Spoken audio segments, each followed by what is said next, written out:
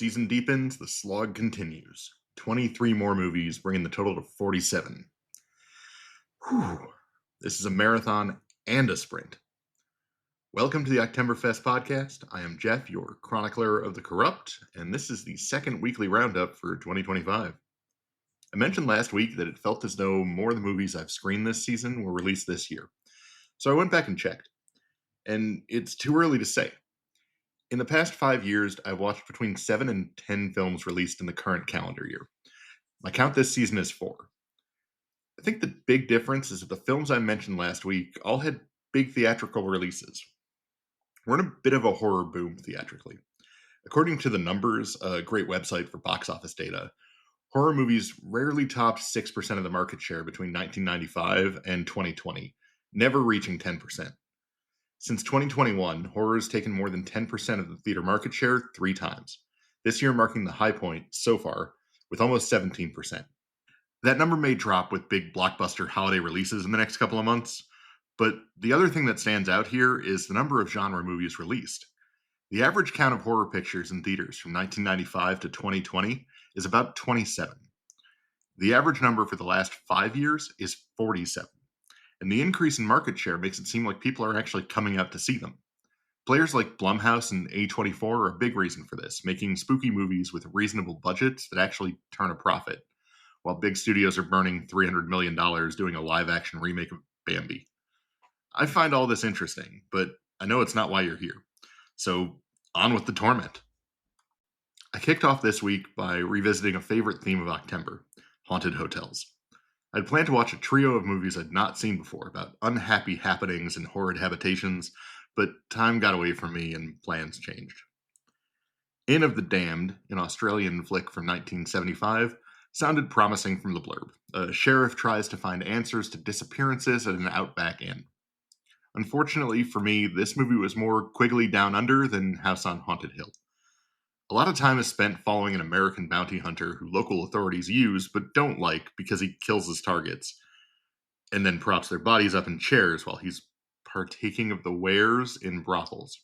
Somehow the women here don't mind this. Australia must have been super kink in the 70s. Moving on. Bounty hunter Dundee and his army pal take down a psycho near a titular Inn of the Damned, which is run by an old couple.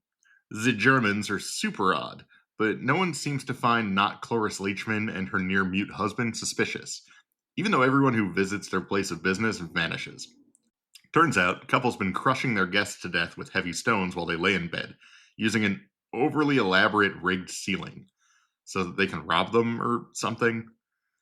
There's a very strange sexually abusive relationship between a girl and her stepmother for no reason that's thrown in, and a heaping of psycho tacked on that doesn't really fit. This movie should have ended 20 minutes before it did, but they felt they had to spend a long time explaining the plot, most of which was pretty evident, after the couple was caught.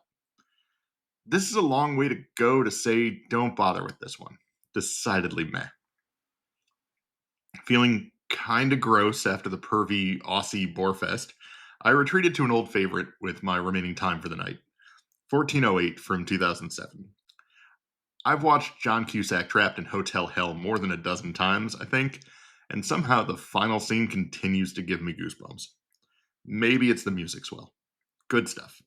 I didn't feel fully sated by my hotel night, so I stayed close to theme with a night of terrifying trips, which ended up being a long night of reading. Vacation of Terror, or rather, Vacaciones de Terror, is a 1989 Mexican horror directed by René Cardona III, who apparently made a lot of low-budget knockoff flicks, 88 credits on IMDb, and produced by the Galindo family. That name struck me as familiar, and the lead actress reminded me why. The Galindos also made Don't Panic, which I discussed last year. The unibrowed love interest in that film also plays one of the leads here, with her unibrow, in a tale about a family that inherits a dilapidated house from a deceased aunt. The setup here is for an Evil Dead rip, but instead we get a haunted doll, some lackluster effects works, and a lot of shouting, Julio! And way too much exposition, which really sucks when you don't speak Spanish. I don't know that understanding the language would have led to understanding of the plot. Either way, this was not good and not particularly fun. But I wasn't quite done with the Galindos or their terrifying vacations. Vacation of Terror 2 came out 2 years after the first, 1991 for those who have trouble with math, and contains no vacationing. Julio, the boyfriend of the unibrow heroine from the first installment, is back. He spots a familiar haunted doll in the hands of a little girl who happens to be the sister of a rising pop singer Julio has the hots for.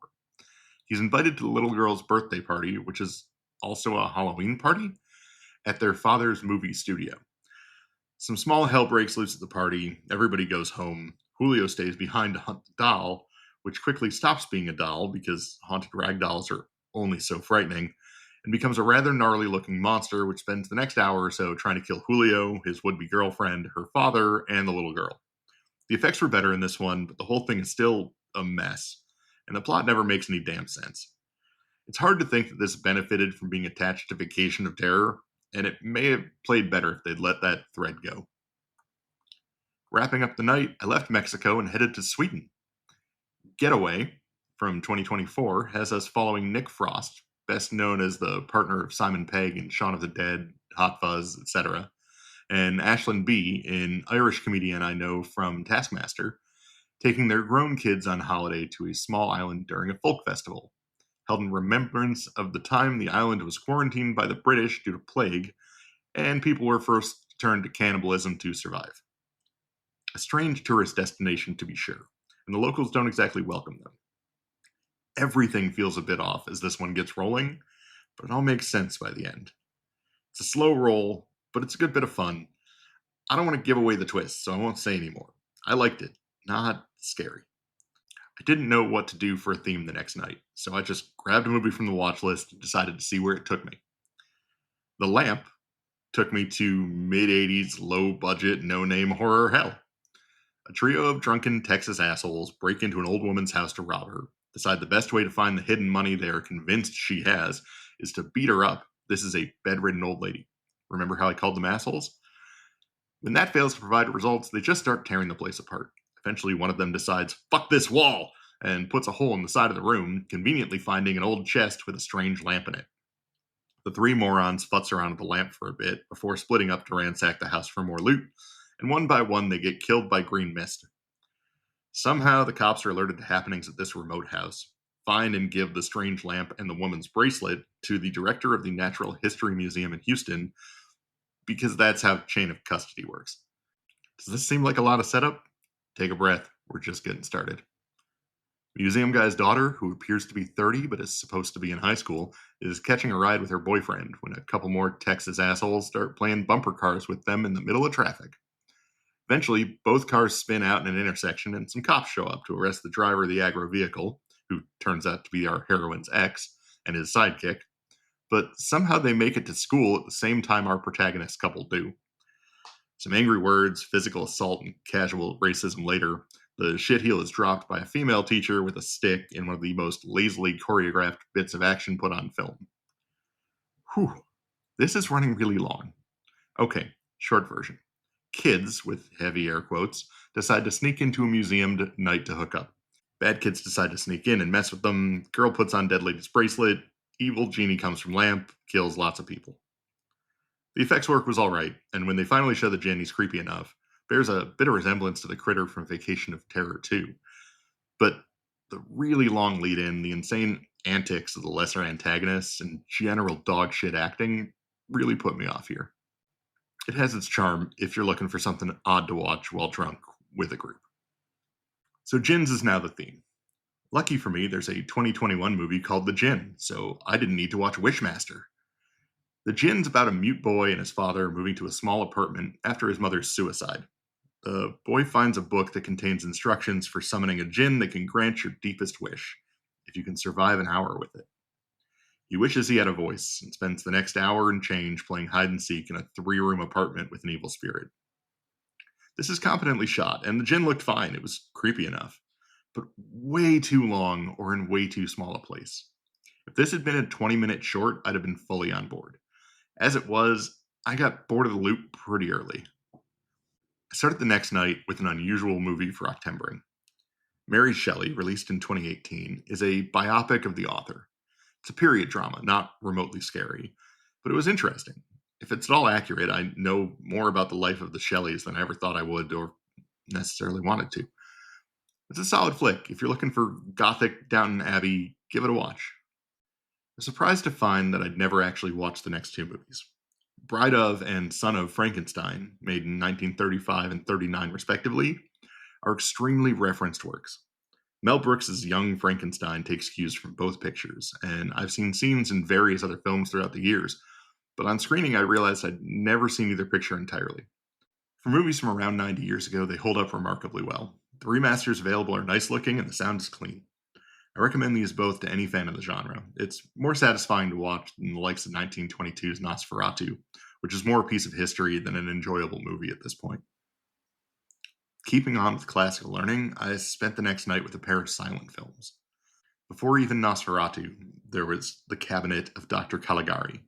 Dating back to 1920, this is a very strange movie that has visuals that are instantly recognizable as an influence to many things that followed. Many of the sets could have been ripped from a 90s Tim Burton production. The picture opens with an explanation of the work put in to provide this restoration. Multiple 100-year-old film prints pieced together to bring us as close to the original as possible. A real feat in itself. As for the movie, it focuses on a man telling the tale of his troubled fiancée to a man on a bench, recounting how they became involved with a series of murders during a fair in his small German town, linking back to a man named Caligari, who is exhibiting a somnambulist, sleepwalker for those who don't words. The movie is only 67 minutes long, but due to the silent filmness, it does feel a bit longer. Still, it's a compelling piece of cinema, and I would recommend watching it. The way we tell our stories has changed, but the stories from 1920 are still familiar. Speaking of familiar, my next movie has been put to film at least a dozen times, but this was the first. In 1925, Lon Chaney starred as the Phantom of the Opera. And while I recognize the face of the Phantom in this version, I'd certainly never sat for the full 93-minute silent film. It's the well-known story with a few changes from the ones I'm more familiar with.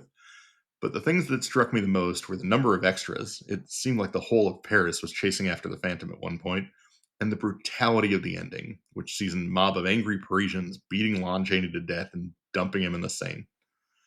I didn't enjoy this as much as I did Caligari, but it's a cool bit of history all the same. I'd put this with Nosferatu. From the past to the future, I decided to go sci-fi for the next batch, starting with another movie from this year, Ash.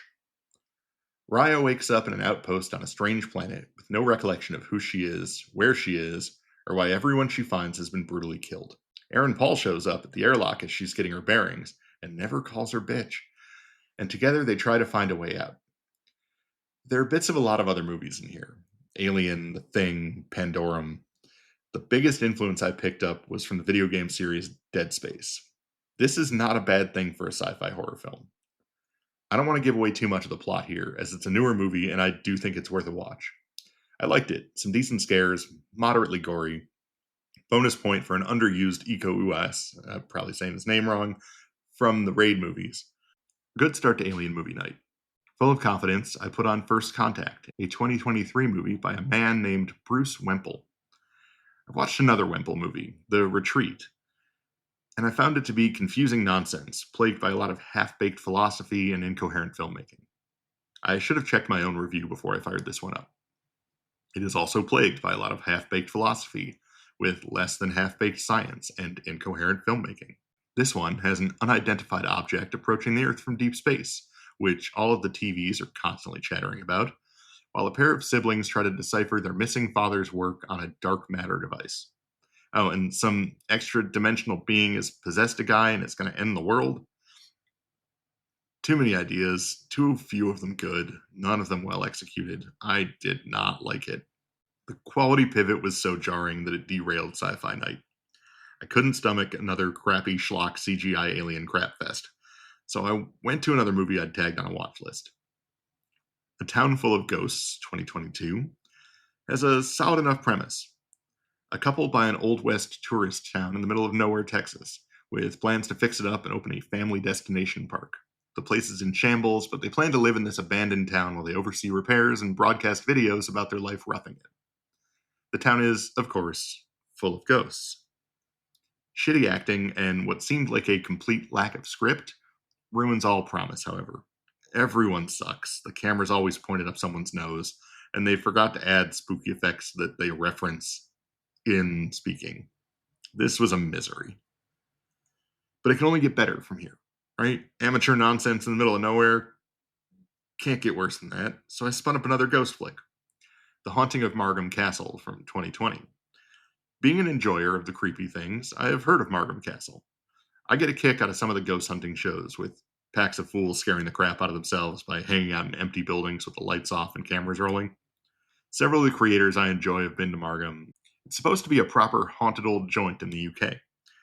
This movie used some of the lore I've heard before, and added a lot I'd not. And could have been proper scary, but instead it was one of the worst acted, worst written pieces of absolute trash I've watched yet. If you don't have actors, don't lay out 20 minutes of solid exposition. Don't watch this. I wish I hadn't. I had a bit of time left after the 1-2 combo of shitty ghost movies took me to the mat. I decided I needed a surefire win to end the night, so I threw on Lifeforce. I talked about this 1985 Toby Hooper joint last year, and I expect I'll do a full episode on it in the future, but space sex vampires destroying London is always a good time. And space vampires is a perfect segue, because the last day of screenings this week was Bloodsuckers Day. The Vourdalak had me reading again. This French film from 2024 is shot to look much older, but not in a way that's distracting or detrimental. An envoy of the king, France, is attacked by bandits and forced to seek refuge in a remote part of Eastern Europe, finding an odd family that puts him up while they wait for their patriarch to return. He went into the woods to hunt the bandits that had ransacked the nearby town, but told his children that if he had not returned by 6 p.m. on the third day, they should know he is dead, and if he returns after that, they should not let him near them, as he would be a Vourdalak, apparently a variety of vampire that prefers to feed on those they love. This movie's well crafted, and the Vourdalak, which is often shown in full light, is a puppet of some kind that is quite creepy. The subtitles had me backtracking often, as I'd missed something while reading, which was unfortunate. But still, I'd say this was worth a watch. I spotted the next movie a couple of months ago while browsing streaming sites. The plot summary is batshit. A cop's life is in ruins as his obsession with hunting a secret CIA assassin vampire has driven him to the edge. Together, he and the vampire have to stop a terrorist plot to send the world into nuclear war. Someone did all the cocaine when coming up with this. How can it not be an entertaining disaster? Well, Bloodshot, the 2013 movie, not the 2020 Vin Diesel mess of the same name, answers that question. It fails to be entertaining by trying to be funny, being extremely racist, and just generally sucking across the board. Someone spent money on this. Cameos by Christopher Lambert, Lance Henriksen, and the lead terrorist is played by Brad Dourif and Brownface. I don't know how they convinced Grima Wormtongue to do this, but it's fucking embarrassing. The whole thing is a big racist mess, and I was very let down. So I spun up Dan Curtis's Dracula from 1974. Jack Palance stars as the Count in this version, which hits all the plot places, but felt like a duller version of the Coppola take. I don't know if it's from reading in the Vourdalak or the awfulness of Bloodshot or the general boredom I had during this flick. I nodded off for a good 15 minutes of it, and awoke in need of some Gary Oldman scenery chewing. So I watched the wonderfully strange 1992 Dracula. If you only got time for one Drac movie this season, make it that one. I checked my notes, and I hadn't watched Lost Boys in Octember since 2017. So I went back to 1987 and spent part of the evening watching the two Coreys, Haim and Feldman, fight an evil vampire teen gang led by Kiefer Sutherland. Half comedy, half horror, all 80s. This one's still great. Lastly, I went to another movie I'd been eagerly waiting to watch. Robert Eggers' 2024 Nosferatu. I have a mixed opinion of Eggers' work. I did not like the Vavitch. I found it dull and slow and frustrating. I very much enjoyed The Northman, Alexander Skarsgård's Viking revenge tale, though it has some of the same traits that drove me from the Vavitch. I'd heard much of Nosferatu since its release last year, about how sexualized it is mostly, and I can confirm that. Half of Lily Rose Depp's lines seem to be read as though she's mid-orgasm. The story hews more closely to Dracula than the knockoff that the 1922 version was forced to be, and Bram Stoker is credited as a writer on the film. If Dan Curtis's Dracula was Coppola turned down to 5, this was Coppola turned up to 20. Twice as gross, twice as dark, twice as horny. didn't really connect with me, much like the Vavitch. It's a well-made movie, probably even good, but I don't think I'll be drawn back to it. It's worth watching, especially if you like Eggers' style. And yes, the lead is Johnny Depp's daughter. And that's the list for this week. Not as many hits as last, but still a good run. Movies of the week: 1408, Get Away, Bride and Son of Frankenstein, Ash, Lifeforce, The Vourdalak, Bram Stoker's Dracula, and I guess Nosferatu. Got some big plans for the upcoming week, including this year's Gauntlet Challenge, the Final Destination-a-thon. So tune in next time to hear what that does to me. Keep in the loop by following at octemberfest.substack.com or hit me at octemberfestcast@gmail.com with recommendations or comments. And until next time, remember, keep it spooky.